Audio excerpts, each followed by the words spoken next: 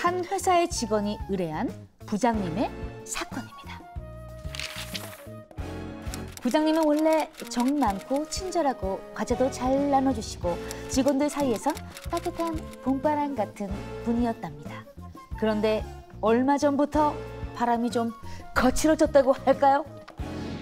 회의 시간에 집중도 못하고 자주 화를 내고 그래서 직원들이 부장님께 결제받기도 무서울 정도였다고 합니다. 아, 가끔은 눈도 빨갛게 충혈이 되어 있고요. 무슨 약도 드시는 것 같았대요.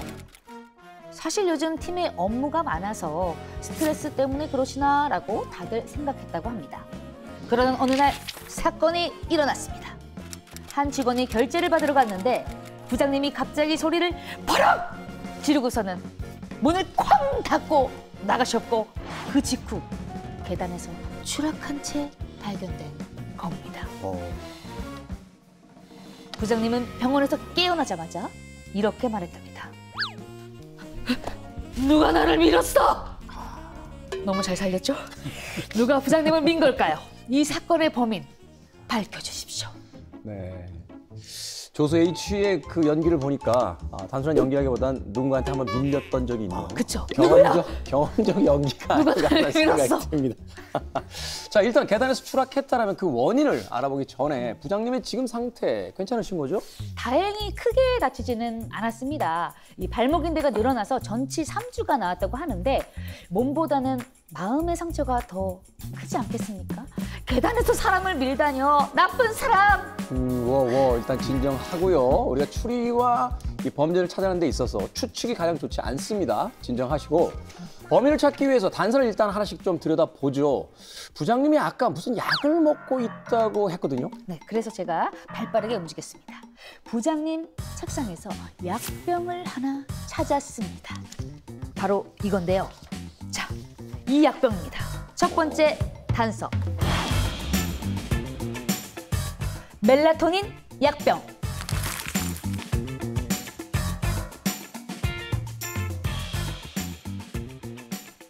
자, 멜라토닌이라. 이거 사실 잠을 잘 못 자는 사람들이 요즘 많이 찾는 약 아닌가요?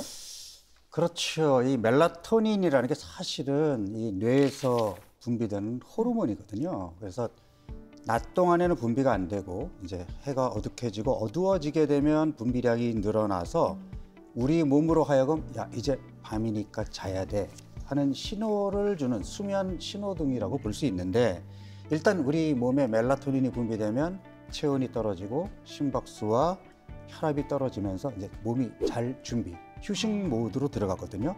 그래서 멜라토닌이 부족해지면 잠들기 힘들거나 또는 깊은 잠을 못 자는 문제가 생겨요. 그래서 현대인들의 이제 불면이 문제다 보니 나 잠 못 자, 멜라토닌이 부족해서 그런가 하고 이런 멜라토닌 보충제를 복용하는 사람들이 꾸준히 늘고 있다고 합니다. 이야. 그러니까 부장님이 이 멜라토닌을 가지고 계셨다는 것은 평소 뭐 수면 부족이나 불면증을 겪고 계시지 않았을까라는 생각이 드는데 맞을까요? 일단 그렇게 추정해 볼 수 있겠죠. 가끔 눈이 빨갛게 충혈돼 있었다 하는 증언이 있고 또 요즘 업무가 많았다라고 하는데 업무뿐만이 아니라 밤 생활을 좀 즐기신 것도. 일단 그 잠을 자는 것이 굉장히 중요한데 이 잠이 중요한 이유가 여러 가지가 있습니다. 우선 첫 번째가 뭐냐면 우리 몸의 정비 시간이다. 정비. 네. 그러니까 잠을 자는 동안에 성장 호르몬이 분비가 되고 성장 호르몬이 분비가 되면 그때 손상된 세포를 수리하고 조직을 복구하는 그러한 기능이 이제 벌어지게 되겠죠. 그리고 우리가 뇌 속을 청소를 해야 되는데 그게 밤에 잠을 자는 동안에 일어납니다. 이게 이제 글림프 시스템이라 그래가지고 뇌 노폐물을 제거하는 일종의 청소 시스템인데 이것이 딥슬립, 깊은 수면에 있을 때에 벌어지게 되고 이 노폐물의 대표적인 게 베타 아밀로이드라고 하는 우리 그 노폐물이 계속 쌓이게 되면 알츠하이머 치매에 걸리거든요. 그러면 결국은 수면의 질이 치매를 일으킬 수도 치매를 예방할 수도 있다는 얘기죠. 그 다음에 매일매일 일어났던 일들을 그날 밤 뇌에서 정리하면서 장기 기억 장치에 보관을 시켜야 또 이게 재정비되면서 그 다음날 생활을 준비할 수 있거든요. 그 다음에 육체적인 그 휴식, 이것도 역시 중요하겠죠. 호르몬, 그다음에 근육 이런 것들이 휴식을 취하면서 그 다음 날에 이제 일을 준비하게 되는데 휴식을 충분히 취하지 못하게 되면 식욕이라든지 또는 스트레스 조절이 잘 안 되는 이런 부작용이 생길 수가 있습니다. 그래서 잠이 보약이다라는 그런 말이 또 나온 것 같은데 저는 한 5시간에서 6시간 정도 하루에 자거든요. 그럼 보통 어느 정도 수면을 취해야 이게 적당하게 잘 잔 것이냐라고 할 수 있는지 그것도 궁금합니다. 일단 뭐 개인의 수면 시간이 그러니까 어느 정도가 적정하냐는 정말 개인 차이가 큽니다. 그런데 일반적으로 의학 그 통계에 의하면은 하루에 7시간에서 8시간 수면을 취하는 것이 건강을 유지하는 데 가장 최적이다. 이렇게 얘기를 하고 있거든요. 근데 우리 한국인들은 늘 잠이 부족합니다. 실제로 이것이 객관적으로 확인이 되어 있는데 그 2024년 한국인의 수면 실태 보고서에 따르면 한국인들의 평균 수면 시간이 6시간 58분. 그러니까 OECD 평균보다 18%나 떨어져 있고 더 큰 문제는 수면 시간이 짧은 것뿐 아니라 수면의 질, 그러니까 깊은 수면이 차지하는 시간이 크게 떨어져 있다는 데 있습니다. 얼핏 보면 한국인의 수면 시간이 6시간 58분이면 그렇게 적게 자는 것 같지 않다라고 생각해 볼 수도 있겠습니다만 집집마다의 상황을 보게 되면요. 어떤 분은 12시간 자고 어떤 분은 4시간 잡니다. 그러니까 평균이 6시간 58분인 것이지 많은 사람들이 이 시간만큼 이제 자지 못한다 하는 이야기가 될 텐데 예전에요. 저희 학교 다닐 때 사당 오락이라는 말이 있었습니다. 벌써 저희 연식이 나오죠. 사당에 있는 오락인가?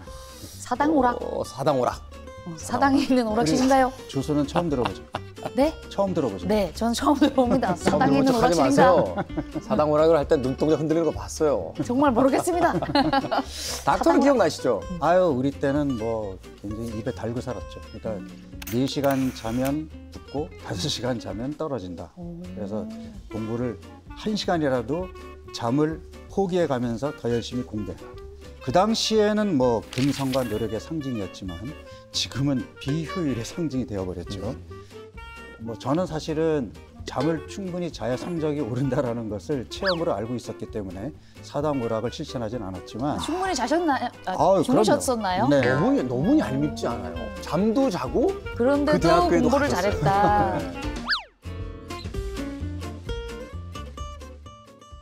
그러니까 이제 우리가 공부는 입력이고 잠은 저장이다. 네, 그래서 제가 이제 지난 시간에 자동차에 비유했던 것처럼 이걸 컴퓨터에 좀 비유를 해보면 네. 공부를 해서 저장된 것을 USB에 저장을 했다면 결국 잠을 자서 그것을 그 하드 디스크에다가 저장을 해놔야 계속 컴퓨터에 남는 거거든요. 그런데 잠을 자지 않게 되면 날아가 버리겠죠. 그리고 수면은 또 뇌의 정리 기간이기도 해요. 무슨 말이냐면 내가 공부했던 내용 중에 불필요한 것들은 처리하고 중요한 것들은 장기 기억 장치에 남겨놓고 또 기억 장치를 또 공간을 좀 확보해서 그 다음에 다시 공부를 할 때 또 새로운 내용들을 담을 수 있게 마치 그 하드 디스크의 최적화 프로그램이라고 할까요? 이런 역할을 하게 되는데 수면이 부족하게 되면 기억력, 집중력이 모두 떨어지면서 하드 디스크가 제대로 작동을 하지 않는 그런 결과를 초래하게 되죠. 이야. 우리는 저장만 한 거야. 입력을 안 하고. 맞습니다. 계속 저장만 했는데 입력된 게 없으니까. 거기서 이제 문제가 생겼고. 근데 잠을 잘 잤는데도 왜 저장이 안 됐을까요? 입력을 안 해서. 그건 무슨 문제지? 입력을 안 했군요. 아, 입력을 안 했구나.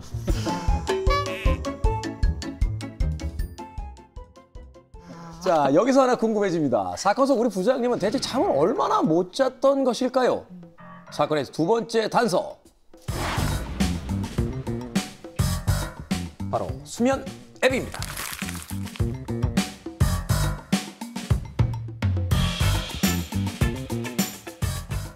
자, 조수, 부장님의 수면 앱을 확보했다고요? 네, 확보를 했습니다. 자, 부장님의 수면 앱을 통해서 최근 수면 기록을 분석을 해 보았는데요. 한 달 전부터 하루에 4-5시간밖에 자지 못했고요. 사건이 일어나기 3일 전부터는 빵 시간이었습니다. 빵 시간? 빵! 먹는 빵 말고. 영. 빵 시간? 빵. 전혀 못 잤다. 자, 사람이 그 정도로 못 자도 되나 싶은데요. 요즘 불면증을 호소하는 사람들 정말 많습니다. 불면증에 대한 정의부터 다시 한번 좀 정리를 해주신다면? 자, 일단 불면증 그러면 이제 밤에 잠들기 힘들고 그러니까 잠드는 데까지 시간이 오래 걸리고 겨우 잠들었는데 중간에 깨고 또 깨면 그 다음에 다시 잠을 이루기가 어렵고 이런 것들이 다 불면증에 해당이 되거든요. 그래서 잠들기 어려운 입면 장애가 있고 잠은 들지만 자는 동안 깨거나 너무 일찍 잠에서 깨어나는 수면 유지 장애도 여기에 이제 포함이 되는데 우리가 이제 짧게 잠을 못 자는 그러니까 스트레스가 심해서 잠을 이루지 못하는 이런 급성 불면증도 있지만 이게 한 달 이상 지속되게 되면 그때는 우리가 만성 불면증이라고 합니다. 대한수면연구학회에 따르면 우리나라 인구의 대략 한 20%가 불면증을 앓고 있다라고 얘기하고요. 실제로 약 5% 정도는 한 달 이상 불면이 지속되는 만성 불면증을 갖고 있다고 하니까 꽤 심각한데 이거는 통계 자료에 의한 거고 제가 주위 사람들을 보거나 환자들을 통해서 경험한 거를 본다면 이보다 훨씬 더 많은 사람들이 불면에 시달리는 것으로 보여집니다.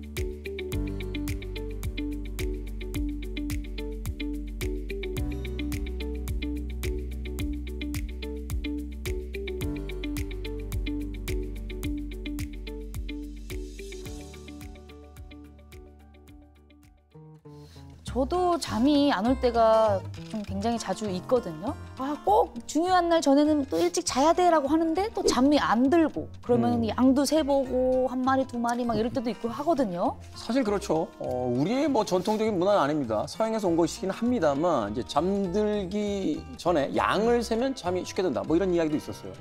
왜 소가 아닌지는 잘 모르겠습니다만 어찌됐건 이렇게 양을 세는 게 효과가 있습니까 실제로? 저도 한번 해보긴 했는데요. 네. 저는 효과를 못 봤어요. 근데 좀 그 결론부터 얘기한다면 효과가 없거나 오히려 역효과가 날 우려가 있다.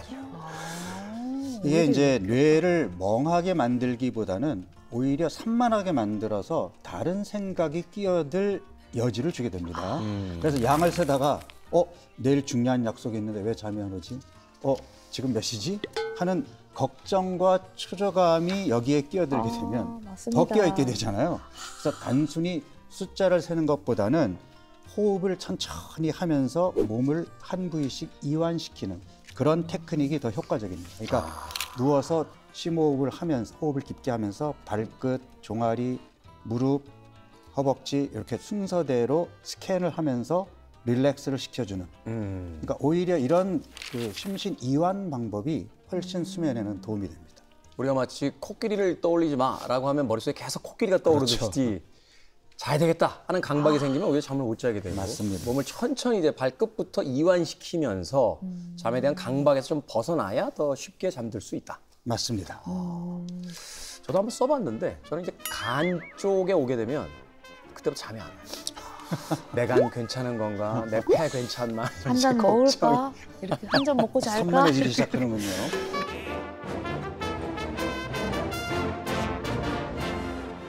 자, 사건 속 단서들을 다시 한번 들여다보겠습니다. 일단 부장님이 불면증을 앓고 있었던 것 같은데 또 하나의 증상 중에 하나가요. 아주 상냥했던 사람이었는데 요즘 들어 뭔가 화가 많아졌고 회의에 집중도 잘 못했다고 했습니다.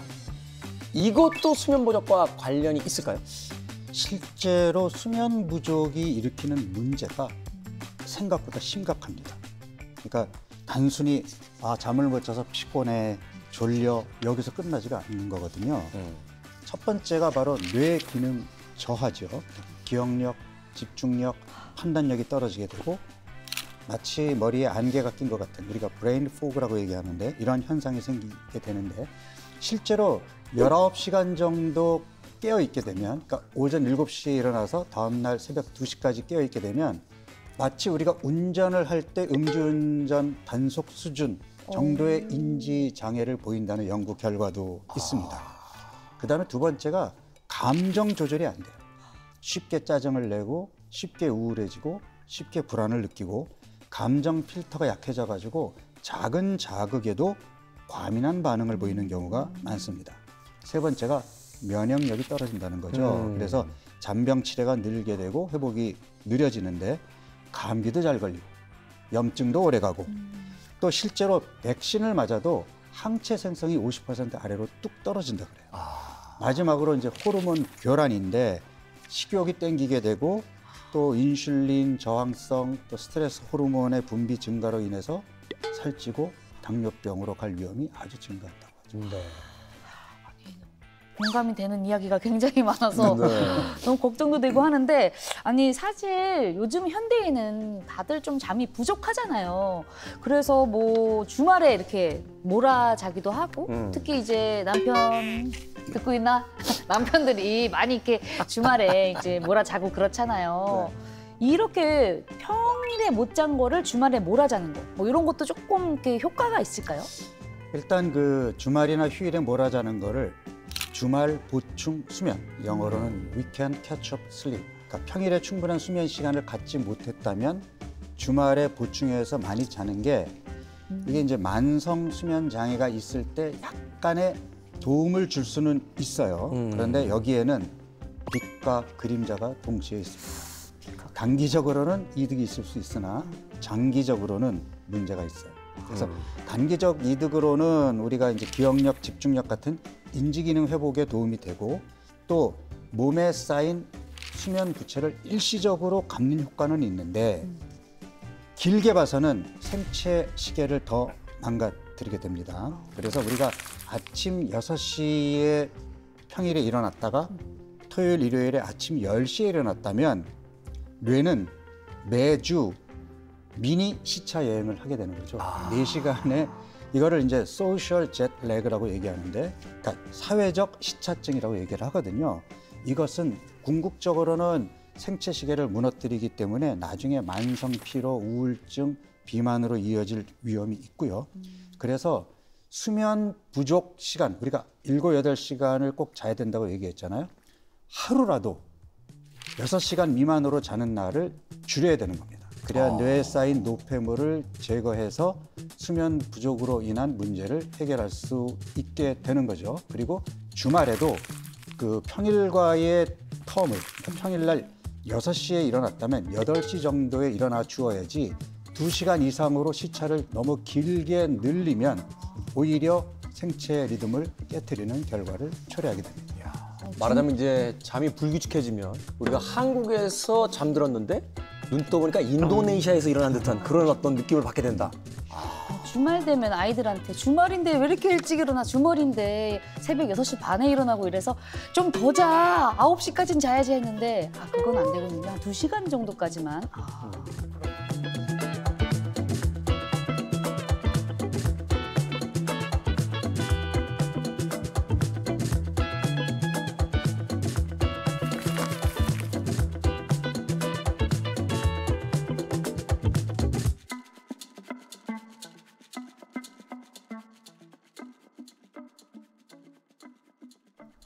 자, 이렇게 이야기를 하다 보니까 생각나는 만화가 하나 있습니다. 굉장히 유명한 작가죠. 이말년 작가의 잠은행이라는 에피소드인데요. 내용이 이렇습니다. 회사에 막 입사한 주인공이 있어요. 근데 이 사람은 잠을 줄여가면서 남과 경쟁해야 한다는 강박을 갖고 있는 사람입니다. 그래서 열심히 일을 하다가 중간중간 잠이 들 때마다 얼른 잠에서 깨려고 잠은행에서 잠을 대출합니다. 그러니까 이 은행이라는 게 잠을 자지 않아도 되도록 잠을 빌려주는 은행이었던 셈인데요. 주인공은 이렇게 계속 잠에 빚을 지면서 승진에 승진을 하게 되죠. 하지만 그때는 이미 많은 이자까지 더해져서 죽을 때까지 자야만 빚진 잠을 다 갚을 수 있는 상황이 벌어집니다. 그래도 주인공은 자신에게 뭐가 중요한지도 모른 채 계속해서 더 높은 이자율로 잠을 대출한다. 그런 내용인데요. 이 잠에 대한 굉장히 독특하면서도 또 과학적으로 근거가 있는 인상적인 만화였습니다. 저도 깜짝 놀랐는데 왜냐하면 수면 비지라는 의학 용어가 있거든요.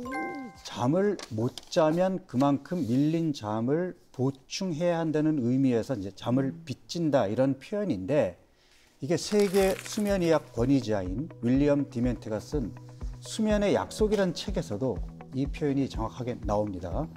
제대로 자지 못한 잠은 빚으로 쌓여서 뇌가 정확히 기억한다고 설명을 하는데요.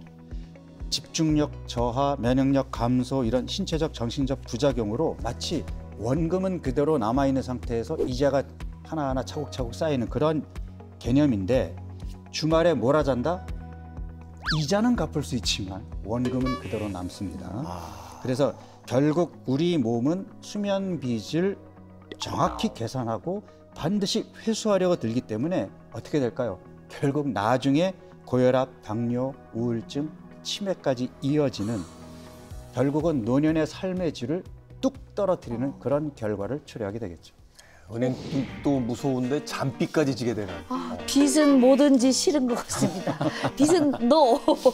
근데 부장님이 잠이 부족했고요. 그렇죠? 여러 가지 이런 불면증의 증상도 겪으셨다는 건 알겠어요. 근데 계단에서 누가 뒤에서 밀었다고 했잖아요. 이거는 또 약간 별개의 이야기 같은데 최근 뭐 달라진 부장님한테 화가 난 어떤 직원들의 소행인 걸까요? 그러니까요. 자, 그 의문의 답을 알려줄 결정적 단서를 제가 가져왔습니다. 꼭 이런 식이야. 결정적 단서는 닥터가 꼭 가지고 있어요. 바로 CCTV입니다.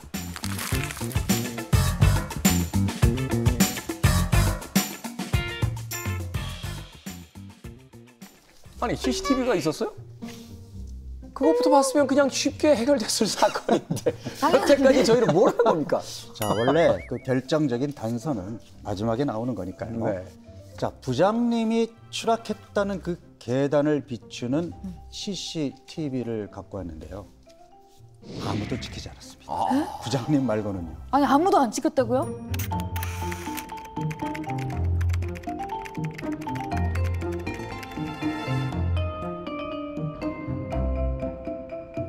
그러면은 부장님이 혼자 자작극한 겁니까? 자작극? 부장님 그러시면 안 되는데요. 아니, 잠깐만요. 꼭 자작극으로 볼 수만은 없는 게 사건이 일어날 당시 부장님이 심각한 수면 부족 상태였거든요. 혹시 누가 나를 밀었다 이렇게 착각을 할 수도 있었을까요?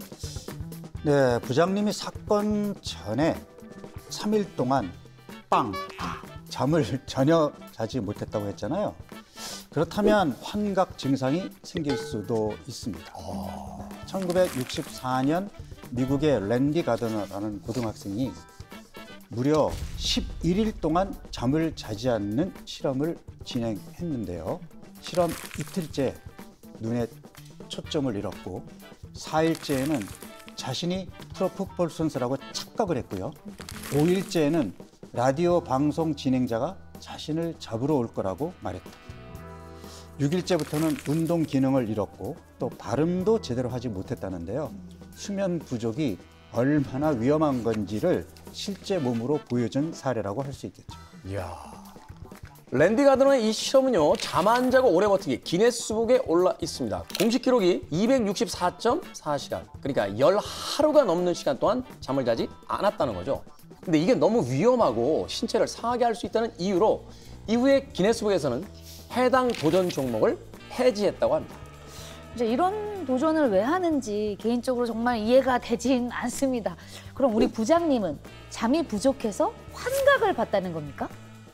평상시에 부장님의 인품이라든지 또는 여러 사람들의 평판을 봤을 때 자작극을 벌였다기보다는 그게 더 훨씬 설득력이 있을 것 같습니다. 자, 그럼 정리를 해볼게요. 언젠가부터 부쩍 화가 많아진 부장님. 어느 날 결제를 하다 말고 갑자기 뛰쳐나가 계단에서 추락했습니다.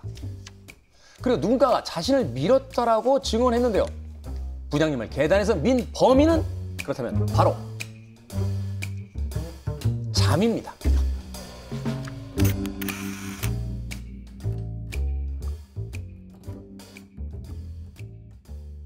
자, 부장님은 누군가에게 등을 떠밀린 게 아니라 자신의 한계에 스스로 떠밀린 게 아닌가 싶은데요.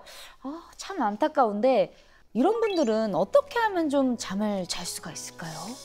자, 이 숙면을 위한 이제 팁들이 뭐 인터넷에도 많이 떠돌고는 있는데 가장 중요한 거는 생체 리듬을 다시 회복시켜야 되는 거거든요. 그래서 같은 시간에 자고 같은 시간에 일어나서 수면 시간을 최대한 일정하게 유지하려는 노력, 이게 첫 번째 이루어져야 됩니다.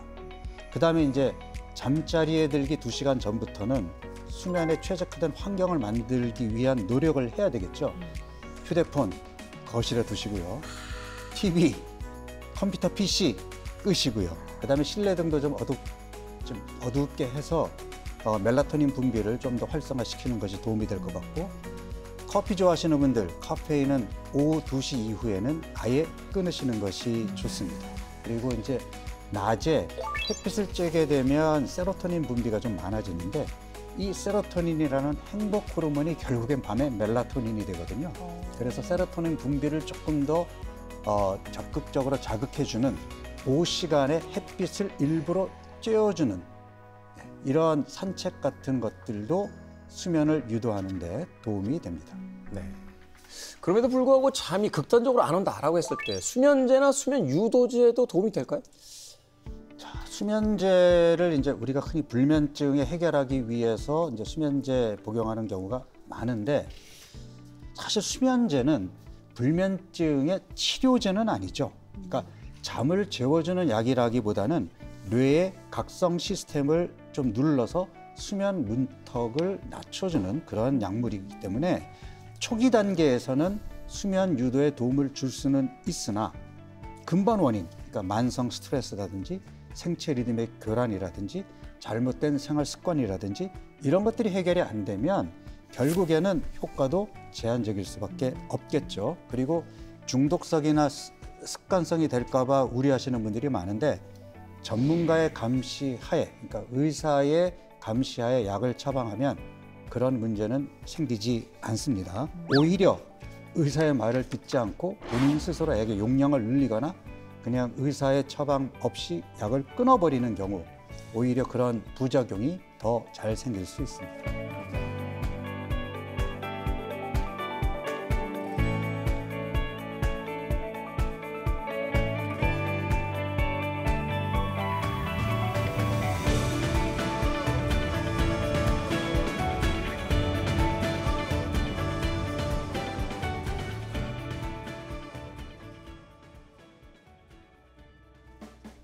자, 잠이 보약이란 말은 불면이 독이란 말과도 같습니다.